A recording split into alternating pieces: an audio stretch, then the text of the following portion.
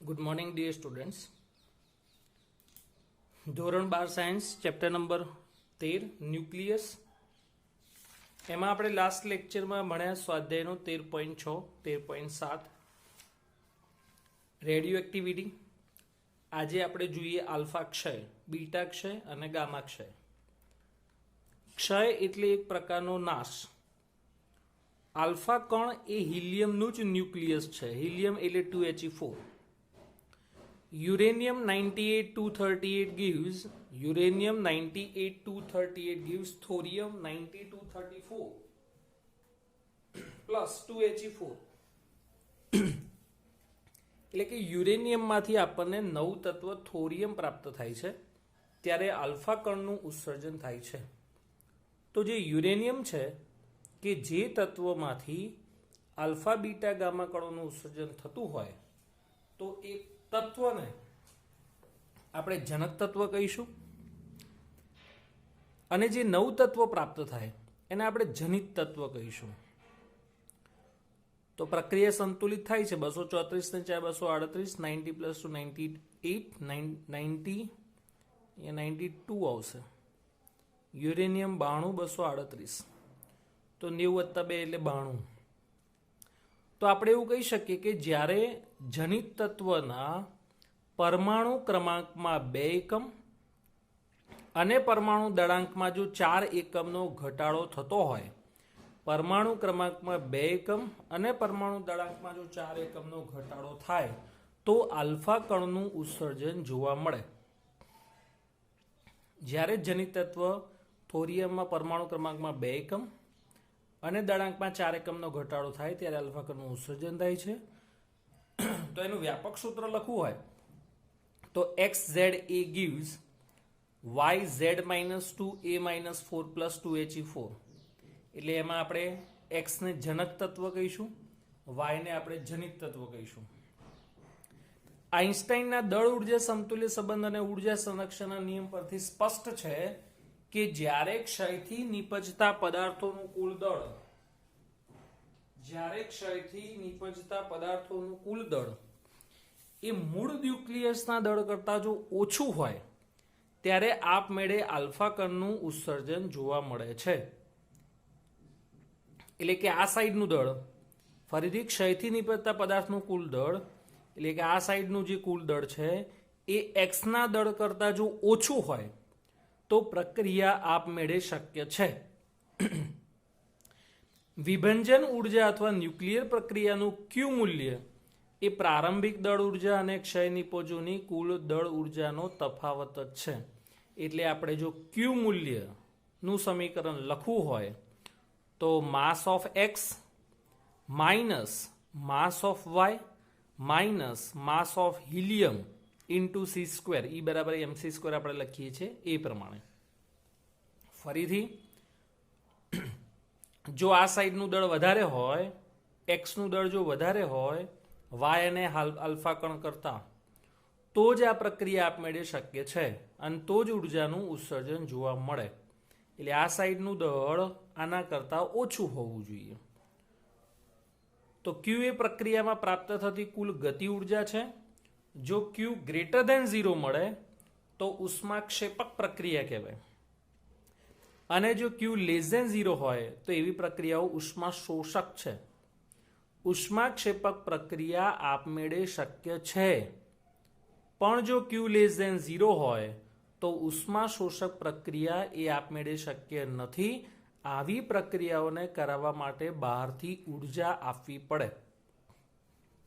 ફરીથી આલ્ફા ક્ષય, આલ્ફા એ હિલિયમનું ન્યુક્લિયસ છે એટલે 2He4.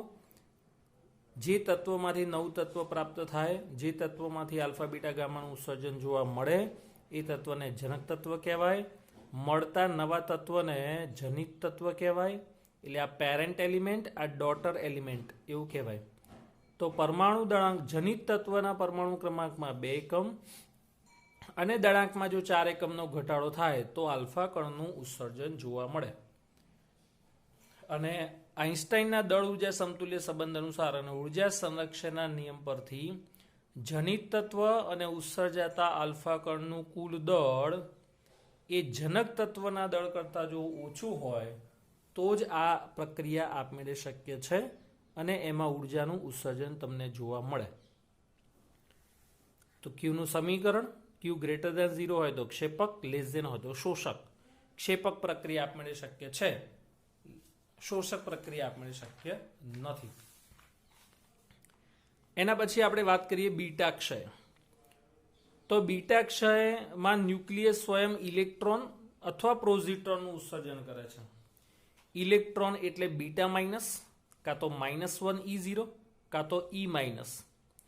પ્રોઝિટ્રોન એટલે બીટા પ્લસ, કાં તો +1 E0 કાં તો E+.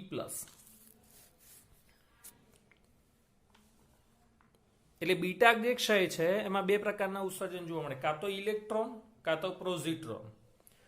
ઇલેક્ટ્રોનને કાં તો બીટા માઇનસ વડે દર્શાવવામાં આવે, કાં તો -1 E0 વડે દર્શાવવામાં આવે, કાં તો E-. જ્યારે પ્રોઝિટ્રોનને બીટા પ્લસ, +1 E0 અને E+ વડે દર્શાવવામાં આવે છે. પહેલા આપણે પ્રોઝિટ્રોનની વાત કરીએ તો ખાસ ધ્યાન રાખજો, પ્રોઝિટ્રોન એ પ્રોટોન નથી. પ્રોઝિટ્રોન એ ઇલેક્ટ્રોનનો પ્રતિકણ છે. તો સામ્યતા શું? ઇલેક્ટ્રોન એનો વીજભાર માઇનસ હોય અને પ્રોઝિટ્રોનનો વીજભાર પ્લસ હોય. એટલે કે +1.19 આ -1.19. બાકીના તમામ ગુણધર્મો સરખા છે.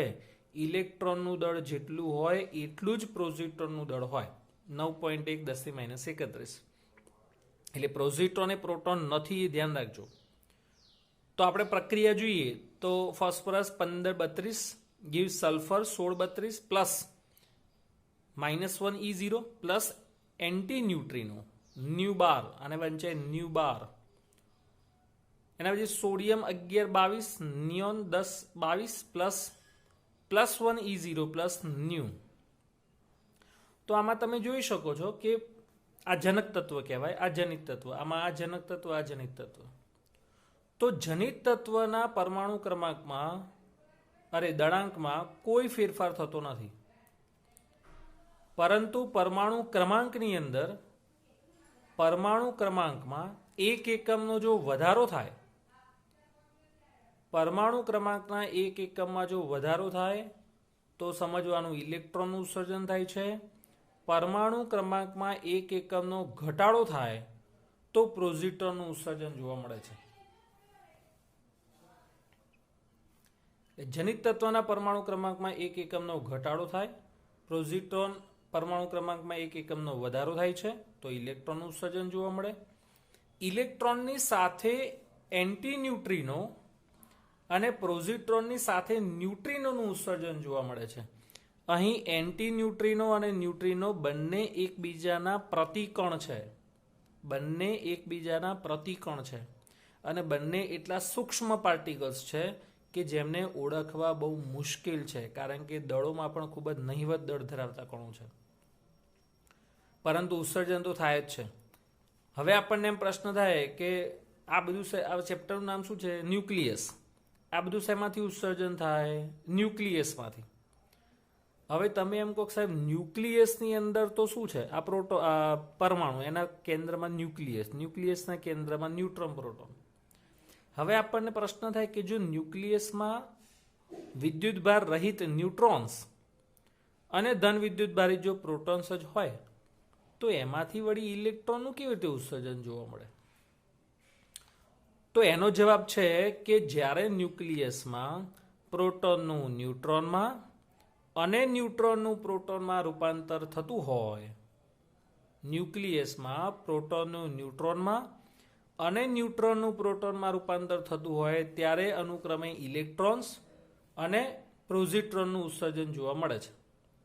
જેમ કે ન્યુટ્રોન 0n1 gives 1p1, એટલે ન્યુટ્રોનમાંથી પ્રોટોનનું ઉત્સર્જન થયું તો પરમાણુ ક્રમાંક એક એકમ વધ્યો તો ઇલેક્ટ્રોનનું ઉત્સર્જન થાય, અને ઇલેક્ટ્રોન હોય તો એની જોડે એન્ટી ન્યુટ્રિનો તો હોય જ. તો બીટા માઇનસ ક્ષયમાં ન્યુક્લિયર પ્રક્રિયા ન્યુટ્રોનનું પ્રોટોનમાં રૂપાંતર થવાની છે, જ્યારે બીટા પ્લસ ક્ષયની અંદર પ્રોટોનનું ન્યુટ્રોનમાં રૂપાંતર થવાની પ્રક્રિયા છે.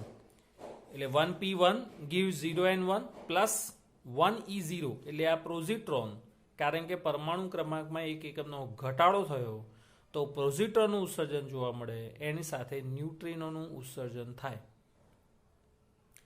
આ વાત થઈ બીટા ક્ષયની. ત્રણેયમાંથી બીટા ક્ષય મોસ્ટ ઇમ્પોર્ટન્ટ. ત્રીજું છે ગામા ક્ષય. પરમાણુની જેમ ન્યુક્લિયસમાં પણ ઉર્જા સ્તરો હોય છે. તમે 12મું ચેપ્ટર ભણ્યા પરમાણુ, એની અંદર ઉર્જા સ્તરો આવેલા છે. નીચેનું જે ઉર્જા સ્તર છે એને ધરાવસ્થા કહેવાય, પછી પ્રથમ ઉત્તેજિત અવસ્થા, દ્વિતીય ઉત્તેજિત અવસ્થા. તો પરમાણુની અંદર જેમ ઉર્જા સ્તરો આવેલા હોય છે તેમ ન્યુક્લિયસમાં પણ ઉર્જા સ્તરો આવેલા છે. પણ ફરક એટલો જ કે પરમાણુમાં જે ઉર્જા સ્તરો આવેલા છે એની ઉર્જા ઇલેક્ટ્રોન વોલ્ટના ક્રમની હોય છે, જ્યારે ન્યુક્લિયસમાં જે ઉર્જા આવેલી છે એની ઉર્જા મિલિયન ઇલેક્ટ્રોન વોલ્ટના ક્રમની જોવા મળે છે. જ્યારે ઉત્તેજિત અવસ્થામાં રહેલો ન્યુક્લિયસ સ્વયં તેની ધરાવસ્થામાં ક્ષય પામે ત્યારે ન્યુક્લિયસના બે ઉર્જા સ્તરોની વચ્ચેના ઉર્જાના તફાવત જેટલી ઉર્જાનું ઉત્સર્જન કરે છે ફોટોન સ્વરૂપે. અને ફોટોનની ઉર્જા આપણને ખબર છે, E બરાબર HF, કેમિસ્ટ્રીમાં પણ આવે છે, કાં તો hc/λ. અને આ ઘટનાને આપણે ગેમા ક્ષય કહીશું. ફરીથી પરમાણુની અંદર જેમ ઉર્જા સ્તરો છે તેમ ન્યુક્લિયસમાં પણ ઉર્જા સ્તરો છે. ફરક એટલો જ કે પરમાણુમાં જે ઉર્જા સ્તરો છે એની ઉર્જાનો તફાવત ઇલેક્ટ્રોન વોલ્ટના ક્રમનો હોય, ન્યુક્લિયસમાં ઉર્જાનો તફાવત મિલિયન ઇલેક્ટ્રોન વોલ્ટના ક્રમનો છે. જ્યારે ઉત્તેજિત અવસ્થામાં રહેલો ન્યુક્લિયસ સ્વયં પોતે જાતે ધરાવસ્થામાં આવવાનો પ્રયત્ન કરે ત્યારે બે ઉર્જા સ્તરોની ઉર્જાના તફાવત જેટલી ઉર્જા ફોટોન સ્વરૂપે ઉત્સર્જન કરે છે, અને એને આપણે ગામા ક્ષય કહીશું. જેમ કે અહીંયા દર્શાયેલું છે કોબાલ્ટ 2760, એમાંથી નિયોન.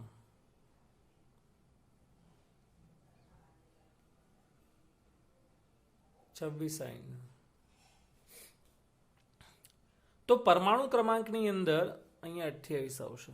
પરમાણુ ક્રમાંકની અંદર એક એકમનો વધારો થયો તો બીટા માઇનસ ઉત્સર્જન પામે. પણ આ જે આપણને તત્વ મળ્યું ને જનક તત્વ, એ ધરાવસ્થામાં આવવાનો પ્રયત્ન કરે, કારણ કે પોતે ખૂબ જ ઉત્તેજિત અવસ્થામાં હોય, અને એ ઉત્તેજિત અવસ્થામાં રહેલો તત્વ એ ધરાવસ્થામાં આવવાનો પ્રયત્ન કરે, જેને કારણે ઉર્જાનું ઉત્સર્જન કરે છે ફોટોન સ્વરૂપે, જેની ઉર્જા અનુક્રમે 1.17 મિલિયન ઇલેક્ટ્રોન વોલ્ટ છે અને 1.33 મિલિયન ઇલેક્ટ્રોન વોલ્ટ છે. અને આ જે વિકિરણો ઉત્સર્જિત થાય એને આપણે ગામા કિરણો કહીશું. ગામા કિરણોની અંદર પરમાણુ ક્રમાંકમાં કે દળાંકમાં કોઈ ફરક પડતો નથી, અને ગામા કિરણો એ વિદ્યુત ચુંબકીય તરંગો છે. આ વાત થઈ આલ્ફા, બીટા અને ગામા કણોની.